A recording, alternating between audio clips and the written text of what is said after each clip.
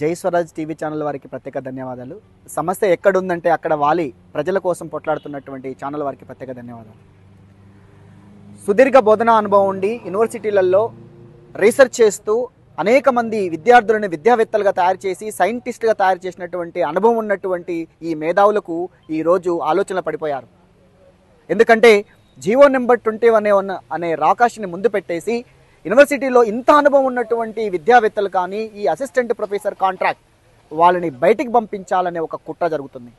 ఆ కుట్రలో భాగంగానే ఈ మధ్య కాలంలో అనేకమైనటువంటి మీటింగులు పెట్టేసి విద్యావేత్తలు అందరూ కూడా యూనివర్సిటీలలో రిక్రూట్మెంట్ చేయాలి. అయితే మేము ఒకటే అడుగుతా ఉన్నాం, మరి ఇన్ని సంవత్సరాల నుంచి పనిచేస్తున్న యూనివర్సిటీలలో కాంట్రాక్ట్ అధ్యాపకుల పరిస్థితి ఏంటిది?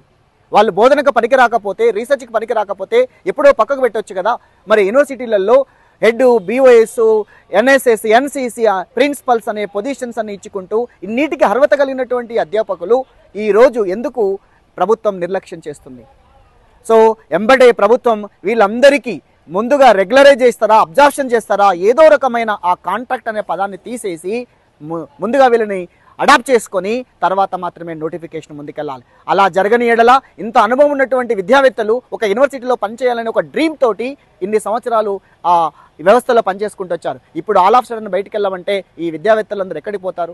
మీరు బయట చూస్తున్నట్టు ఇంజనీరింగ్ కళాశాలలో కానీ, డిగ్రీ కళాశాలలో కానీ అరకొర కొరలతో పనిచేసే వాళ్ళు ఉన్నారు. కానీ యూనివర్సిటీలలో ఎక్సలెంట్ క్వాలిఫికేషన్, ప్రాజెక్ట్ ఫెలోస్ కానీ, పిహెచ్డి కానీ, అనేకమైనటువంటి పేపర్లు జాతీయ అంతర్జాతీయ సదస్సుల్లో ప్రకటించిన వాళ్ళు ఉన్నవాళ్ళు, అలాంటి వాళ్ళని వదులుకోవడం ఇప్పుడు ప్రభుత్వాన్ని కూడా విద్యా వ్యవస్థలో ఒక నష్టంగా భావించాలి.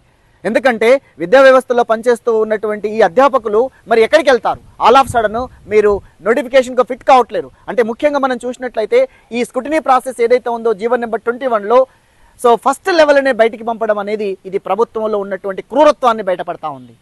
ఎందుకంటే ఇన్ని సంవత్సరాలు పనిచేస్తున్న వారికి స్క్రూటినీలో అవకాశం ఇవ్వకపోవడం అనేది ఈరోజు విశ్వవిద్యాలయాల్లో పనిచేస్తున్నటువంటి కాంట్రాక్ట్ అధ్యాపకులు ఉవ్వెత్తున ఊగుతున్నారంటే కారణం అది. సమాజం తెలుసుకోవాల్సిన అవసరం ఏంటంటే అది అన్నమాట. మా సర్వీస్కి ఎక్కడ రికగ్నైజ్ చేయలేదు, మాకు ముందుగా రెగ్యులరైజ్ చేసిన తర్వాతనే నోటిఫికేషన్ ఇవ్వాలి, మిగతా అధ్యాపకులను రిక్రూట్ చేసుకోండి, మేము ఇబ్బంది పడతలేం. కాబట్టి యూనివర్సిటీలో పనిచేస్తున్న కాంట్రాక్ట్ అసిస్టెంట్ ప్రొఫెసర్లను రెగ్యులరైజ్ చేసినట్టయితే విశ్వవిద్యాలయాలు బాగుపడతాయి, రీసెర్చ్ కొనసాగుతుంది. ఎందుకంటే ముఖ్యంగా ఇక్కడ యంగ్ రీసెర్చర్స్ 35 నుంచి 45 ఏళ్ల మధ్యన పనిచేసే అనేక మంది విద్యావేత్తలు ఉన్నారు. వాళ్ళకు సిఎస్ఆర్ ఫెలోషిప్స్ ఉన్నాయి, మేజర్ రీసెర్చ్ ప్రాజెక్టులు ఉన్నాయి. అలాంటి వాళ్ళు ప్రాజెక్టులు కోట్ల రూపాయలైనటువంటి ప్రాజెక్టులు తీసుకొస్తే యూనివర్సిటీలు స్ట్రెంథెన్ అవుతాయి. నాక్లో కానీ, యూజీసీలో కానీ మంచి రికార్డు ఉంటుంది విశ్వవిద్యాలయాలు. మరి అలాంటి క్వాలిఫికేషన్ ఉన్నటువంటి అసిస్టెంట్ ప్రొఫెసర్ కాంట్రాక్ట్ వాళ్ళ సర్వీస్ని ఎందుకు తీసుకుంటలేదు? వాళ్ళు ఎందుకు వద్దనుకుంటున్నారు? అలా అనుకున్నట్టయితే ముందే స్టార్టింగ్లో తీసేయాల్సి ఉండే, మరి ఇప్పటిదాకా ఎందుకు తీశారు?